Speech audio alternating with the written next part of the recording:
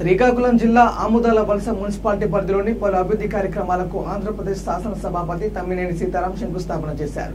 రావికంటిపేట గ్రామంలో ప్రపంచ బ్యాంకు నిధులతో చేపట్టిన ఆంధ్రప్రదేశ్ సమీకృత సాగునీరు వ్యవసాయ పరివర్తన పథకం కింద సుమారు 50 లక్షల నిధులతో చెరువు పనులకు శంకుస్థాపన చేశారు.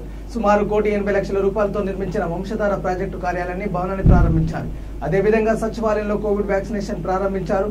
ఈ కార్యక్రమంలో రాష్ట్ర యోజన విభాగ ప్రధాన కార్యదర్శి తమ్మినేని చిరంజీవి నాగ్, మండల పార్టీ అధ్యక్షులు తమ్మినేని శ్రీరామమూర్తి, బొడ్డేపల్లి రమేష్ కుమార్ అధికారులు పాల్గొన్నారు.